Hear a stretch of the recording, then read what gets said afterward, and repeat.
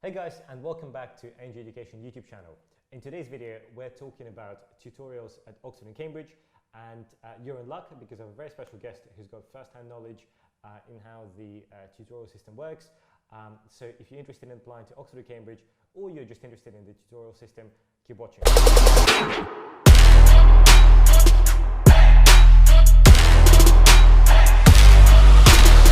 Hey guys, so the very special guest we have today is Ollie Scott. Hi Ollie. Hi Sonny, how are you doing? Yeah, good. How's life? Yeah, not bad, not bad. It's all kind of plodding along, but yeah. Nice, nice. So guys, for those of you who haven't met Ollie before, Ollie graduated with a first-class degree in history. Yeah. From Cambridge. Remind me, what college did you go to? Downing College. From Downing College, and Ollie, not only he got a first, but Ollie also came third in the entirety of Cambridge in his degree. And by the way, if you come third out of 5 people, that's not impressive. But if you come third out of a couple hundred people, which is what the case with history. Yeah. How many historians are there? I think it's about 180 or so. Yeah. Yeah. So like number 3 out of 180. That's you're doing something right. You're either you're either bribing the right person, or you sort of got the. Well, clearly not enough. I Yeah. thought I would have been first. Right.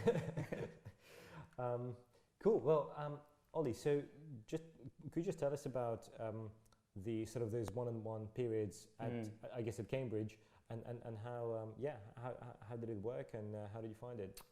Yeah, so I think at Oxford they're called tutorials, at Cambridge they're called supervisions, but it's effectively the same thing.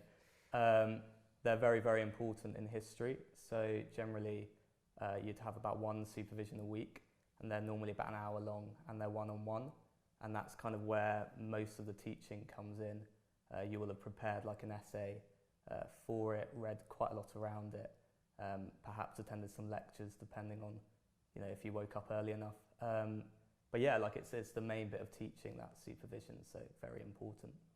Okay, so I guess what I had at Oxford tutorials, it's the same at Cambridge. Yeah, I think so. Yeah, I mean it'll be slightly, you did kind of materials sciences, wasn't it, or something? Yeah. So it might be slightly different, but yeah. But the word tutorial at Oxford is supervision. Same. Yeah, same thing.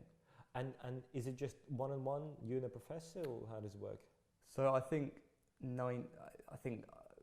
almost all of mine were one-on-one. I had one that was 2-on-1, and that'll be so me and then the professor there. You might get kind of a PhD student. Doesn't really matter. They tend to be quite good, the PhD students, because they've just done like the course you've been on. But yeah, you could be with the kind of like world expert in that field, which is either good or bad, depending on how much prep you did for the work. But yeah. No, that's interesting. When I was at Oxford, they were all 2-on-1. In fact, only when somebody was sick or some sort of admin cock-up happened was a one-on-one, but it was always 2-on-1. So maybe Cambridge just has more money to. I think it depends on subject as well. So like I think a lot of the medics are kind of 2-3-on-1, which probably starts to resemble a seminar a bit more. I don't know when a tutorial becomes a seminar. These are the questions we need to answer. Yeah.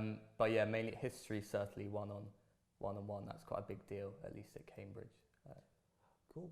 And so how did you find the transition? Because I guess at school you did A-levels? Yeah, did A-levels at school. And that's what, at least sort of 10, 20 students in class? Yeah.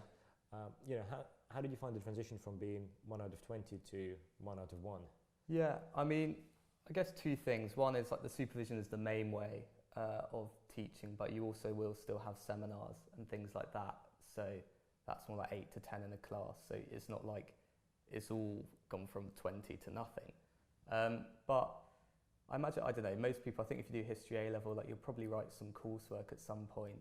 And at least at my school, you're often able to kind of talk one-on-one with a teacher and discuss sort of the essay you've written or get feedback. I mean, it really is quite similar to that. It also will be quite similar to the interview you have if you do that. So I think you'll find it quite easy to adjust, really.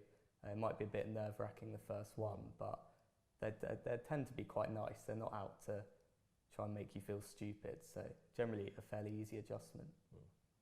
Interesting. And so where do the supervisions fit in? So what are you basically paying for a degree where you meet somebody once a week for an hour? Yeah, this is the problem. No, I mean, so yeah, you get an hour a week, And then you will be writing an essay, at least in history, in sort of first and second year. And that will be the majority of your time. You'll also have lectures that will kind of go concurrently, and maybe 1-2 seminars a week. So contact hours like really aren't very many. Like maybe 5 to 10 if you're counting lectures, but like the only one you really need to turn up to is that supervision. So you could just do an hour a week. So yeah, when you work, I don't know what the hourly rate for that is, quite a lot, and a library card, but it depends. That's sort of why you need to try and get the most out of that time, really, because you are paying quite a lot for it. Yeah. It's sort of it's different for sciences. So when I did material science, and again, different across subjects, but generally speaking, there are no textbooks. So the lecture notes that are there, some professors give perfect lecture notes. That's the minority. The majority, it's basically just a couple slides, and then it's really up to you to turn up at 9 a.m. Whatever the weather, rain, snow, gale, and to kind of scribble.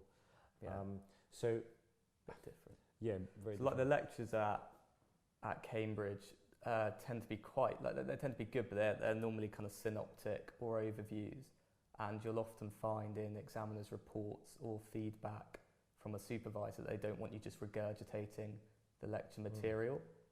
You probably won't do very well if you do that. So it's a little bit of a catch-22. Like you want to go to the lectures to get an overview, but you can't just reproduce lecture material. So yeah, it's a lot of independent learning, really. So if that appeals to you, then go for it. If not, maybe have a rethink. Yeah. No, I definitely agree, and a lot of our students currently studying across Oxford and Cambridge comment that it's a bit of a shock to the system just how much you're expected to do on your own. Is that similar with your experience? Yeah, but I mean, you'll get better at it. You'll realise, like you'll be presented probably the first week. You'll go in, you'll have like a 10-minute chat. You'll be given a reading list. If your supervisor's nice, they'll have sort of starred things saying, which ones are worth reading first, but you might not, and you could just have 15 books, and you've got an essay title, and they'll say go, and you don't get any more help than that, which is a little bit difficult. And you're also obviously trying to like mix in socially and do everything else, but you'll get a lot better. You'll realise kind of how to read effectively, like which bits you can skip, how to like dissect a question, so it'll become a lot more manageable. I think the first few weeks will be pretty crucial, but if you mess up as well, it's not an issue. You're not examined in it, and that's a learning experience, and you can see, well, what did I do wrong at that point, and how can I improve? What do you mean you're not examined? So you're not assessed? Well, you're not. Your supervision essay won't be marked. Well, it might be marked. It often isn't. They'll often just write some feedback. Sometimes very little. But like that's not going to count towards your grade. It's very exam heavy, the sort of assessments at Cambridge. I think at Oxford as well. Generally the culture, and we actually have another video on this, but the UK system is very different to the US system in that kind of pretty much all of your degree qualification comes from the set of exams at the end of your third or fourth year, which has its own advantages and disadvantages. So I think the history at Cambridge, I think they're in the middle of changing elements of it, so you might want to be on the lookout, but you'll do a part 1 at the end of second year. So it's a little bit like you're doing not the linear A level, like a 2-year A level, and then you have your third year, which will be your part 2 as well. So you'll have all your exams at the end of second year and the end of third year. But so stuff you do in first year isn't going to be assessed, but then you're trying to, you're going to have to sit that exam later, so you want to try and make the most of it. But at the same time, you don't need to sort of panic if one essay doesn't go very well.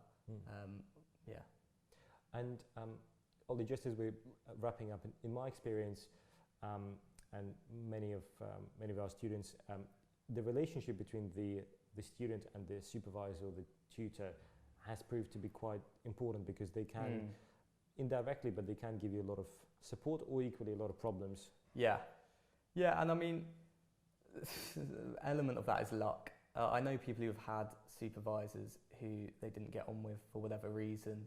You have a director of studies, and you'll also have a I can't remember what their name is now, but like a kind of pastoral supervisor as well. So you can get in contact with them.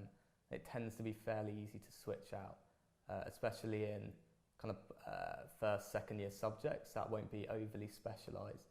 You'll have lots of supervisors who can do it.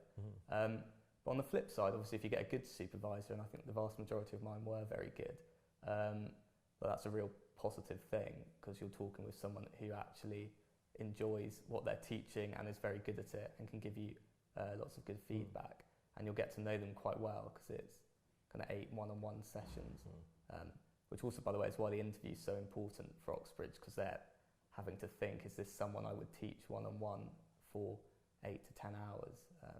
So yeah. No, that's right. And just probably two final points. One, again, invest in the relationship with your supervisor, with your tutor, because when you're applying for jobs later, when you're applying for master's, PhD, if you want to, guess what? Someone has to write your reference, and it will look really weird if kind of your direct supervisor is not one of your referees. Yeah. And the other thing, I actually forgot the other thing, so maybe we'll skip that. Ollie, just before we finish, any final tips on how to prepare for the tutorials, for the supervision system, and how to kind of make the most of it? Yeah, honestly, I just wouldn't stress about it, which might sound easier said than done. That's the most useless advice I've ever heard. Well, you're not going to get it right on your first time. I think you just accept that. Probably not your first. You might never get it right, to be honest. I would, as is a bit of my advice in terms of personal statements and things, don't try and read everything. Like, they will have read everything, but it's going to be quite apparent if you try to cram 12 books, but you don't really know anything that's going on.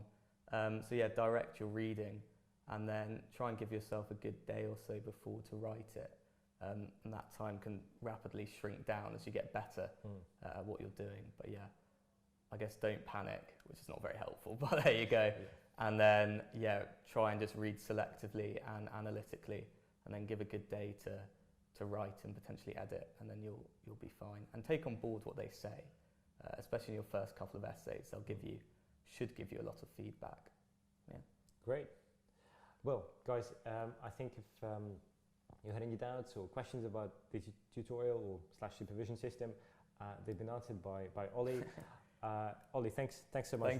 Really valuable. And it may be just a chat, afternoon chat for you, but there are many people who have never been exposed, don't have the school resources, the teachers familiar with the system. So we get loads of comments, from people saying this has been really valuable. So thank you for giving your time. Good to hear. Cheers. Cheers.